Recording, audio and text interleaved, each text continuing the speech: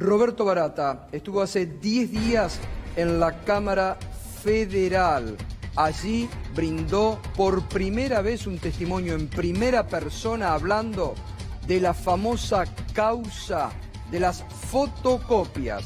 Destapó la olla en muchos sentidos, denunció mucho y es muy importante porque nadie te lo contó, nadie te lo muestra, lo que Roberto Barata decía. Así comenzaba Roberto Barata en primera persona y esto comenzaba diciendo él. Recuerdo que fui puesto en prisión por este mismo juez y fiscal. Me detuvieron en forma injustificada hace más de un año y estuve preso por 140 días por una pericia falaz, trucha e inventada. En aquel momento, justo un día antes de las elecciones legislativas, vaya casualidad. En esa ocasión también pretendían que me arrepienta de algo que no había hecho. Y el señor fiscal sugirió en aquel momento a mi abogado, Juan Pablo Alonso, que me arrepienta, que nombre a Julio De Vido o Cristina Fernández, para de esa forma darme la libertad. Repito, no tengo nada de qué arrepentirme, y menos de hechos o delitos que no cometí. Niego todos los hechos delictivos de estos supuestos cuadernos, y las mentiras a las que muchos de los empresarios por miedo accedieron a declarar.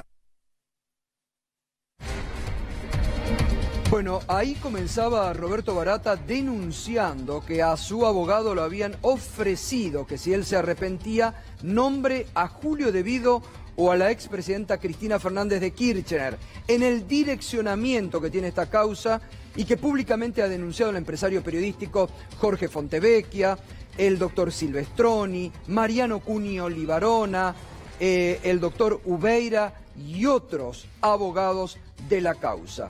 Era importante y es importante escucharlo a Barata. Ahora empieza a hablar de los empresarios que supuestamente se arrepintieron y en qué condiciones. Habla de Goicoechea y de Isolux. Recuerde que de Goicoechea, que era de la española Isolux que después hizo negocios con la familia presidencial por el tema de los parques eólicos, que después se arrepintió. Bueno, a ver, Roberto Barata hablando sobre el empresario de Goicoechea de Isolux. Juan Carlos de Goicoechea, de la empresa Isolux. Miente de principio a fin. Primer prueba de ello es que cambió su declaración.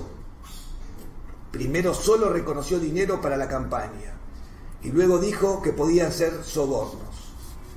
A pesar de ello, tampoco admitió como verdadero todos los hechos imaginados por Centeno en los cuadernos. Por supuesto, no entregó prueba alguna, cambió su declaración, pero sigue gozando del beneficio de la libertad. Si los fondos que mencionó el señor de Goicoechea existieron, sería muy bueno y conveniente analizar la evolución patrimonial, cuentas locales en el extranjero, sociedades, etcétera, de Goicoechea y sus hermanos. El juez y el fiscal decidieron creerle. Por supuesto, nunca lo extorsioné. Prueba de ello es que nunca me denunció. Y hasta el último día de la gestión de gobierno se presentó a todas las licitaciones nacionales, provinciales y o municipales, realizadas con fondos del Estado Nacional. Bueno, ahí hablaba de Goicoechea, de Isolux y cómo se seguían presentando a las distintas licitaciones.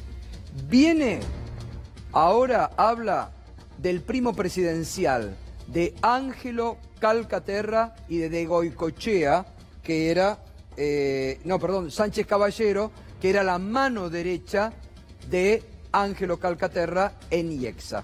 Esto dice. Ángelo Calcaterra y Sánchez Caballero. No tengo ningún reparo en decir que con Calcaterra me uní una muy buena relación personal.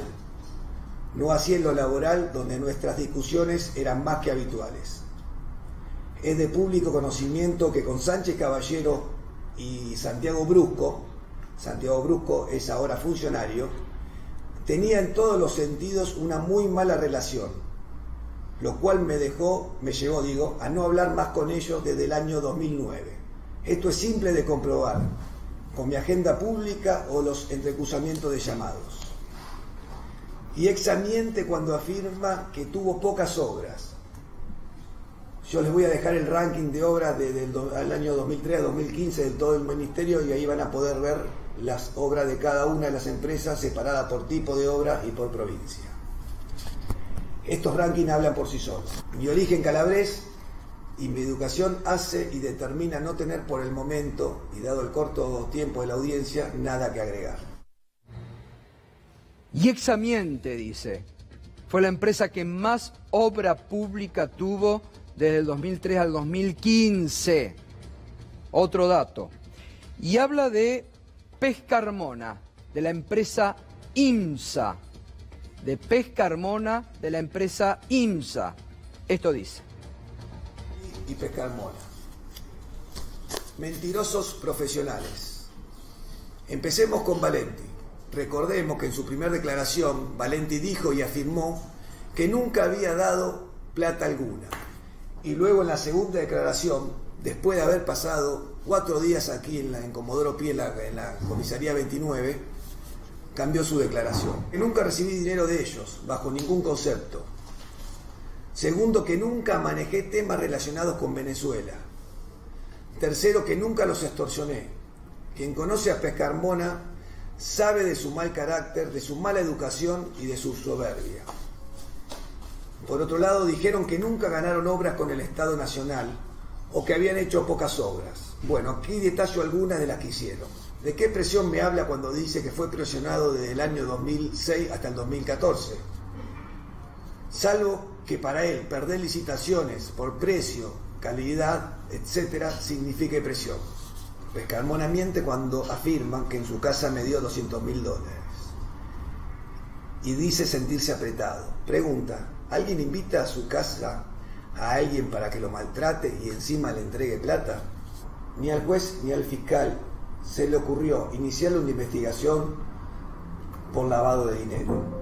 Ambos siguen libres, incluso Valenti con falta de mérito. La verdad, una vergüenza.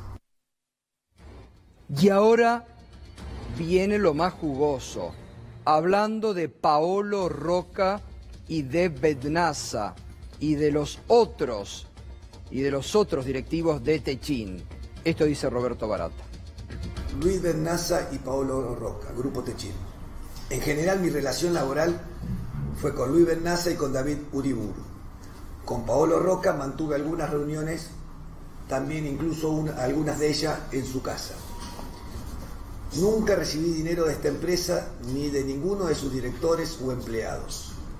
Ahora me pregunto, los gerentes y directores de la empresa Techin que entraron al blanqueo del año pasado, ¿de dónde sacaron sus fondos?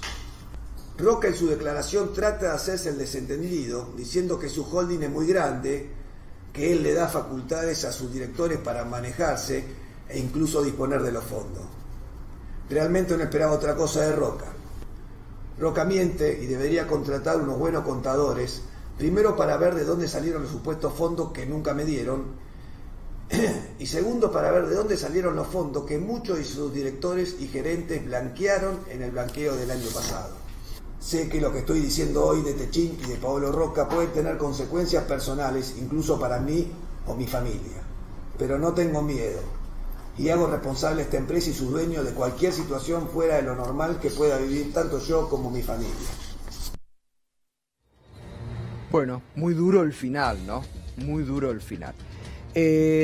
Mañana vamos a continuar, porque hay más, porque también habla de hombres políticos del gobierno.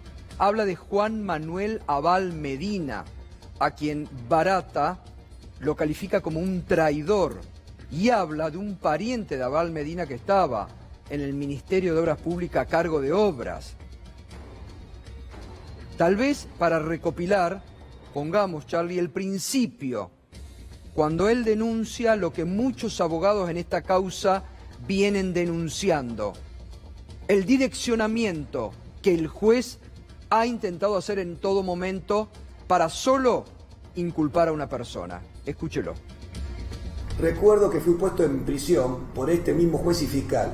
Me detuvieron en forma injustificada hace más de un año y estuve preso por 140 días por una pericia falaz, trucha e inventada. En aquel momento, justo un día antes de las elecciones legislativas. Vaya casualidad. En esa ocasión también pretendían que me arrepienta de algo que no había hecho.